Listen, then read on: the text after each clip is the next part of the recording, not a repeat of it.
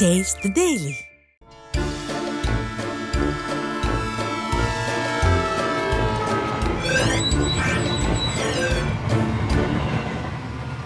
மக்கா வணக்கம். ஐயா ஸ்டாலினுக்கு கோர்ட்டு கெடு விதிச்சிருக்கு. இந்த நகராட்சி துறையில் கவர்மெண்ட் வேலை கொடுக்க தலைக்கு 25 லட்சம் 35 லட்சம்னு லஞ்சம் வாங்கினாங்கல்ல, அந்த விவகாரத்தில் வழக்கு பதிவு பண்ணுறது சம்மந்தமாக பதில் சொல்லியிருக்காங்க.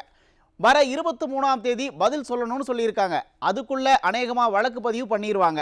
வழக்கு பதிவு பண்ணிட்டா 634 கோடி ஊழல் வழக்கில் ஐயா நேரு கைதாக வாய்ப்பு இருக்குன்னு விவரம் தெரிஞ்சவங்க சொல்கிறாங்க. எதுக்கும் திகார் ஜெயில கொஞ்சம் கூட்டி பெருக்கி வைங்கப்பா, என்ன வேணாலும் நடக்கும். சரி மக்களே, போய் குறுஞ்செய்தியை பார்த்துட்டு வாங்க. விரிவான செய்திகளை விளக்கமாக சொல்கிறேன்.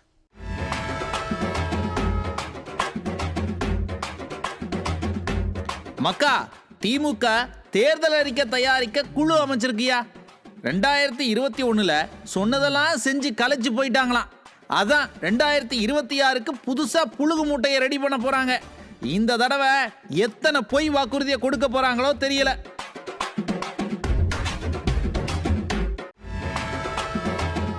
ஐயா ஸ்டாலின் ஆட்சியில போதைப்பொருள் புழக்கத்தால நம்ம வீட்டு குழந்தைகள் எப்படி சீரழிஞ்சு கிடக்காங்கிறதுக்கு இந்த காட்சிகளே சாட்சிங்க. 3 சின்ன பசங்க ஒன்னா சேர்ந்து 2 சின்ன பசங்களை காட்டு மிராண்டித்தனமா அடிக்கிறாங்க. இவங்க போதைப் பொருள் யூஸ் பண்ணதை அந்த பசங்க வீட்டில் போட்டு கொடுத்துட்டாங்களாம். அதுக்கு தான் இந்த மிதி. அப்பா ஆட்சியில எப்படி சீரழிஞ்சு கிடக்கு பாருங்க ஊரு.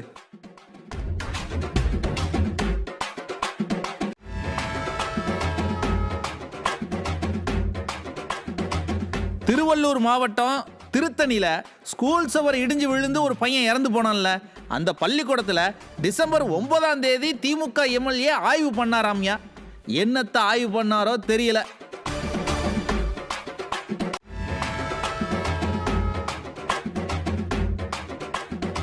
தென்காசி பக்கம் காவல்துறையினரோட டார்ச்சரால பட்டியல் சமூகத்தை சேர்ந்த பெண் தற்கொலை பண்ணியிருக்கிறாங்கப்பா. குற்றவாளி ஒருத்தர் தப்பிச்சிட்டாராம். அவரோட மனைவியை டார்ச்சர் பண்ணதா சொல்றாங்க. ஜெய்பீம் அளவுக்கு கதை உருக்கமா இல்லை. ஐயா ஸ்டாலின் இதுக்கெல்லாம் அழமாட்டாரு.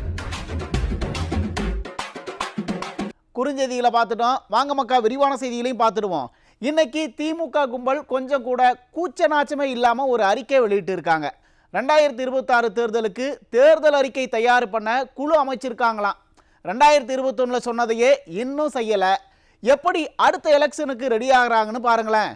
நம்மளெல்லாம் பார்த்தா எப்படி தெரியுது உங்களுக்கு?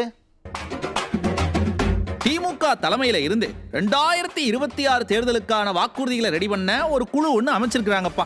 தலைமை யாருன்னு தெரியும்ல? அக்கா கனிமொழி தான். இதுல கூடுதல் சிறப்பு என்னன்னா, 10 லட்சம் கோடி முதலீடு 120 கோடி வேலை வாய்ப்புன்னு சிரிக்காம ஸ்டாண்டப் காமெடி ஒன்று பண்ணுவாரே அண்ணன் டிஆர்பி ராஜா, அவரும் இந்த குழுவில் இருக்கிறார். எல்லாரும் காதை நல்லா களி வச்சுக்கோங்கப்பா, நல்லா உருட்ட போறாங்க. இந்த குழு போன தடவை மாதிரியே பல சங்கங்களை சந்திச்சு வாக்குறுதியை ரெடி பண்ணுவாங்க. எதுக்கு அந்த சிரமம்? அக்கா கனிமொழிக்கு எதுக்கு தேவையில்லாத இந்த அலைச்சலுங்கிறேன். 2021 சொன்ன வாக்குறுதியை அப்படியே பிரிண்டை போட்டு கொடுக்க வேண்டியதானே? அட, பிரிண்டிங் செலவு கூட தேவையில்லைங்கிறேன். எல்லாருக்கிட்டையும் 2021 கொடுத்த வாக்குறுதி அப்படியே இருக்கு, அதை படிச்சுக்கோங்கப்பா அப்படின்னு சொன்னா படிச்சுக்க போறோம். எந்த வாக்குறுதியும் உருப்படியா செய்யலையே. 21 சொன்னதையே இன்னும் செஞ்சபாடு இல்லை. எதுக்கு 26க்குன்னு புதுசா வாக்குறுதி? அதுவும் குழுவுல அண்ணன் டிஆர்பி ராஜா இருக்கிறாருன்னு தெரிஞ்சதுல இருந்து என்ன உருட்ட போறாரோன்னு பதட்டமா இருக்கு. அவர் பாட்டுக்கு வீட்டுக்கு ஒரு விமான லட்சியம், ஹெலிகாப்டர் கொடுப்பது நிச்சயம்னு அடிச்சு விட்டாருன்னு வைங்க, ஜனங்களுக்கு ஹார்ட் அட்டாக்கே வந்துடும். ஸ்டாலின் என்னாச்சு, சொன்னது என்னாச்சுன்னு ஜனங்க கேட்டுக்கிட்டு இருக்கும் போதே கூச்சமே இல்லாம குழு போட்டிருக்கிறீங்க பாருங்க, வேற ரகம். ஸ்டாலின் சார், இது வரைக்கும் தமிழக மக்களுக்கு செஞ்ச துரோகமே போதும். முடிஞ்சா இந்த குழுவை வச்சு 2021 சொன்னதுல இருந்து எதையெல்லாம் செஞ்சீங்கன்னு ஒரு வாக்குறுதி என்னோட ஒரு ரிப்போர்ட் கொடுக்க சொல்லுங்க. அப்புறம் புது புழுவுக்கு போகலாம். என்ன மக்கா நான் சொல்றது சரிதானே? மக்கா, உங்களுக்கெல்லாம் சுர்ஜித்துங்கிற பேரு ஞாபகம் இருக்கா? போர்வெல்ல விழுந்து இறந்து போனாரே அந்த குழந்தை, பல வருஷம் ஆனாலும் ஞாபகம் இருக்குல்ல? ரோஹித் ஞாபகம் இருக்கா?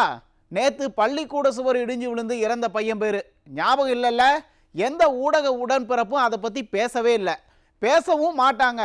ஆனால் ஜனங்க கொதிச்சு போய் தான் இருக்காங்க. இந்த கவர்மெண்ட்டுக்கு பாடம் நிச்சயம் புகட்டுவாங்க. திருவள்ளூர் மாவட்டம் திருத்தணியில ஒரு அரசு பள்ளியோட சுவர் இடிஞ்சு விழுந்து ஒரு மாணவன் உயிரிழந்திருக்கிறாருங்க. கொடுமை என்னன்னா, ஒரு 5-6 நாள் முன்னாடி தான் இந்த பள்ளிக்கூடத்துக்கு திமுக எம்எல்ஏ ஆய்வு பண்ண வந்தாராமா. அவர் ஆய்வு பண்ண லட்சணத்தை நீங்களே பாருங்க.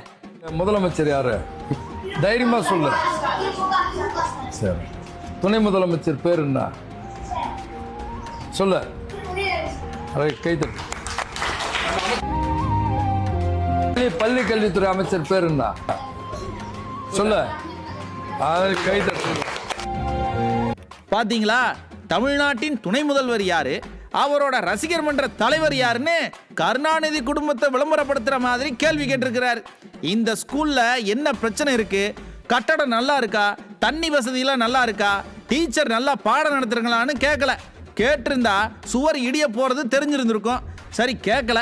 போனவர் அந்த சுவத்தை எல்லாம் பார்க்கலையாப்பா? அப்படி என்னதான் ஆய்வு பண்ணாரு?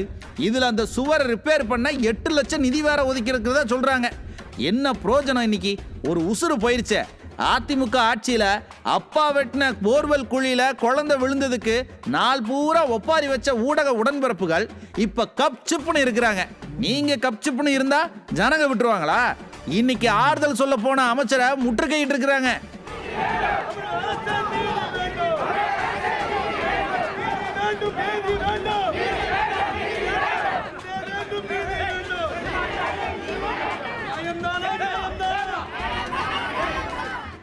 இந்த சம்பவம் முதல் சம்பவம் இல்லைங்க.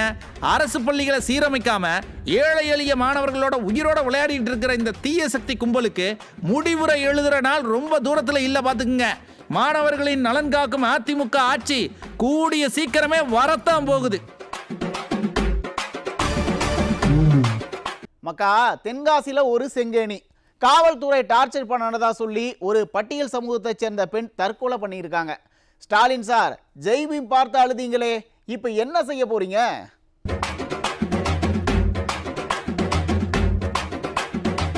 தென்காசி மாவட்டம் கடையத்துல பாலமுருகன் ஒருத்தர் இருக்கிறார். அவர் மேல பல வழக்குகள் இருக்குங்க. அவரை நீதிமன்றத்துக்கு கூட்டிட்டு போறப்ப எப்படியோ தப்பிச்சிட்டாருன்னு சொல்றாங்க. தப்பிச்சவரு கடையம் பக்கம் இருக்கிற ஒரு மலையில இருந்ததாகவும், அவரை பிடிக்க போய் மலை உச்சியில காவலர்கள் மாட்டிக்கிட்டதாகவும், மாட்டிக்கிட்ட காவலர்களை தீயணைப்புத்துறை வந்து காப்பாத்தினதாகவும் செய்திகள் வந்தது. ஸ்டாலின் கவர்மெண்ட்டுக்கு குற்றவாளிகளை காப்பாற்றவும் தெரியல, பிடிக்கவும் தெரியலன்னு ஊரே சிரிச்சது.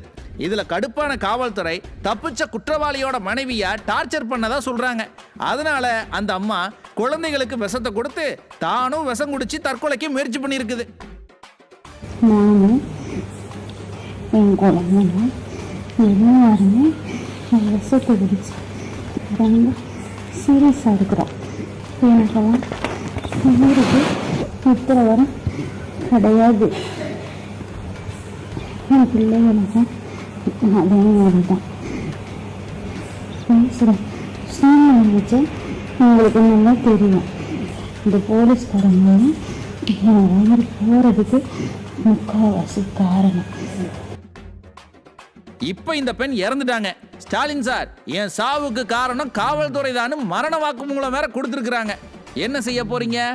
அஜித் கோல விவகாரத்துல சாரிமா நடக்க கூடாது நடந்துருச்சுன்னு சொன்னீங்களே, அந்த மாதிரி இங்கேயும் சொல்வீங்களா? யார்கிட்ட சொல்வீங்க? திரைப்படம் பார்த்து அழுற நீங்க உங்க ஆட்சியில நடக்கிறத கண்டுக்காம இருக்கீங்களே. அட, அதை நான் சொல்லல சார், மக்கள் சொல்றாங்க.